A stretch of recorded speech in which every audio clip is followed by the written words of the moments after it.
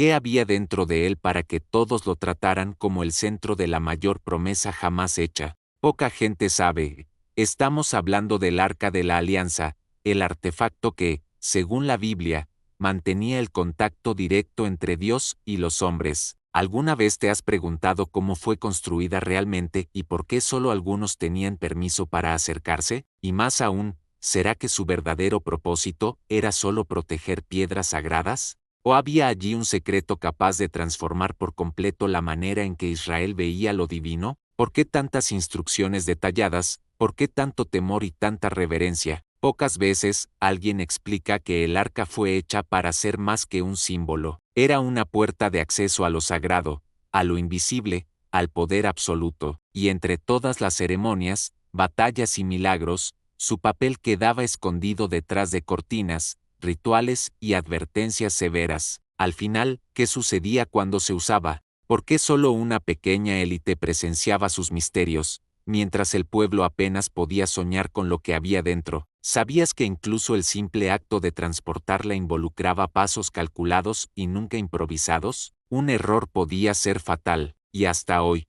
los estudiosos se preguntan, ¿será que toda esa intensidad tenía relación solo con objetos físicos, o había algo mucho más grande en juego? ¿Qué revela la Biblia, y qué sigue en silencio sobre el objeto más emblemático del Antiguo Testamento? El Arca de la Alianza no era solo un arca, era la línea entre lo común y lo extraordinario. Cada generación que convivió con ella tuvo una historia marcada por milagros, por la búsqueda de lo imposible y por la sensación de que, allí dentro, habitaba el mayor secreto de la relación entre Dios y la humanidad. Pero, ¿será que entender cómo fue construida es suficiente para desvelar lo que realmente ocurría en los momentos más importantes de la historia de Israel? No todo era lujos, el miedo y el sentido de responsabilidad eran compañeros constantes durante el trabajo. Cada pieza debía ser perfecta, no solo en belleza, sino también en obediencia a lo que Moisés había recibido directamente de lo alto. Moisés dirigía este proceso con la mirada atenta,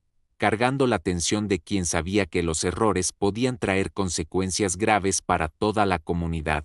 Bajo su larga barba, la expresión era de quien llevaba una carga invisible, pero vital. Supervisaba a los artesanos, hombres de piel bronceada, ojos atentos y vestidos con túnicas sencillas, mientras hacían que lo imposible pareciera rutina. No se permitía improvisar. Oro, madera de acacia y técnicas precisas eran obligatorios. Todas las instrucciones venían después de largos momentos de reflexión y oración. No era solo construcción, era un acto de confianza y temor a Dios. Era necesario asegurarse de que cada medida, cada encaje, estuviera exactamente conforme a la orden recibida. Solo así la promesa de protección y presencia divina tendría validez. Mientras tanto, los demás israelitas observaban desde lejos, sabiendo que pocos tenían el privilegio o el valor de tocar algo tan sagrado. La tensión en el aire era palpable. Cualquier distracción podía salir muy cara. Por eso, los artesanos se esmeraban en cada etapa, aún sin conocer todos los secretos de aquel objeto. Nadie se atrevía a preguntar más de lo permitido. El ambiente era de expectativa constante. El trabajo era silencioso, pero la curiosidad sobre el propósito del arca crecía entre todos. Así, sin alarde, en aquel taller improvisado en el desierto, nacía la pieza más deseada y temida del Antiguo Testamento. Entre maderas, herramientas y miradas ansiosas, comenzaba a surgir el Arca de la Alianza. Cada golpe de martillo, cada pulida en el oro, parecía acercar al pueblo a un misterio que cambiaría para siempre la relación de Israel con lo divino. Los detalles no eran lujos, sino señales de una obediencia estricta a lo que estaba escrito. Cada esquina, cada borde dorado, tenía un propósito, representando la alianza entre Dios y el pueblo. Dos figuras de querubines de oro coronaban la tapa, situadas frente a frente, con las alas extendidas formando el lugar llamado propiciatorio. Allí, según la Biblia, Dios manifestaba su presencia de una manera única. Estaba prohibido ver el interior. Solo el sumo sacerdote, una vez al año, tenía permiso para acercarse en los rituales más sagrados. El secreto del arca no estaba solo en su belleza, sino en la separación entre lo profano y lo sagrado. Los anillos en los laterales servían para insertar varas de madera también recubiertas de oro. Este detalle era vital. Nadie debía tocar el arca directamente. Los que la transportaban caminaban despacio, conscientes de que cualquier descuido podía ser fatal. No había espacio para errores ni improvisaciones, y aún entre los sacerdotes, el respeto era más fuerte que la curiosidad. Dentro del arca había 3 elementos: las tablas de la ley, la vasija con el maná y la vara de Aarón que floreció. Cada uno de estos objetos, con su propia historia, marcaba momentos en los que el pueblo presenció la acción sobrenatural de Dios. Estos objetos reforzaban que el arca era un recordatorio vivo de la relación entre Israel y el Creador, más que una simple reliquia del pasado. La atmósfera en la presencia del arca estaba marcada por temor, silencio y expectativa. Nadie se atrevía a acercarse sin una preparación rigurosa. El brillo del oro, el peso de los mandamientos y las figuras de los querubines creaban un ambiente inigualable. Allí se concentraban la esperanza, el temor y el sentido de pertenencia de toda una generación llamada a custodiar el mayor misterio del Antiguo Testamento. Cuando el Arca de la Alianza estuvo lista, pasó a ser el centro de los rituales más sagrados de Israel. No se mostraba al pueblo, estaba cubierta por cortinas gruesas, guardada en el lugar más exclusivo del tabernáculo, llamado el Santo de los Santos. En el día de la expiación, el sumo sacerdote entraba en el Santo de los Santos llevando incienso y la sangre de un animal sacrificado. Rociaba la sangre delante del arca, donde, según el relato bíblico, Dios manifestaba su presencia entre los querubines. Era un momento de temor y expectativa. Cualquier error, cualquier desobediencia, podía resultar en la muerte inmediata, como está registrado en las narraciones bíblicas. El arca también tenía un papel activo en momentos de crisis y batalla. Los sacerdotes llevaban el arca al frente del ejército cuando Israel enfrentaba desafíos imposibles.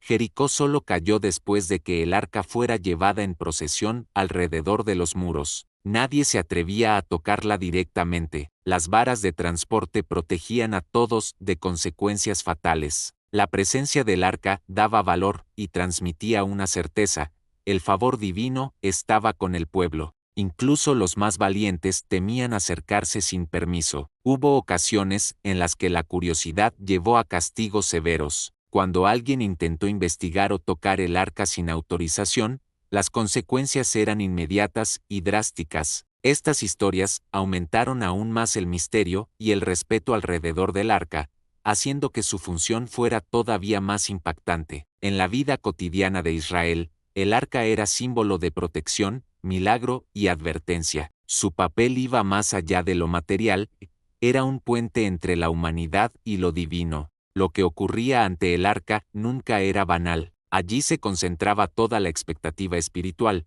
todo el temor y toda la esperanza de un pueblo que creía estar ante el mismo Dios. La trayectoria del Arca de la Alianza está marcada por gloria y desaparición. En ciertos momentos, fue capturada por enemigos, pero nunca perdió su carácter sagrado. Cuando estuvo fuera de Israel, los relatos bíblicos cuentan que ocurrieron hechos inexplicables a quienes intentaron tratarla como un simple objeto. Incluso después de ser devuelta, el arca nunca volvió al mismo lugar, y su destino final se convirtió en uno de los mayores enigmas de la historia bíblica. Sin embargo, con el paso de los siglos, el arca desapareció de las narraciones. El texto bíblico no detalla lo que realmente ocurrió, hay silencio, teorías y especulaciones, pero ninguna respuesta comprobada. Eso aumenta aún más la curiosidad de quienes buscan entender su verdadero destino. A lo largo del tiempo, estudiosos y exploradores han intentado encontrar el arca. Diversas tradiciones hablan de escondites secretos o traslados durante invasiones extranjeras. Sin embargo, ninguna de esas teorías tiene confirmación directa en la Biblia. El silencio del texto sagrado mantiene vivo el misterio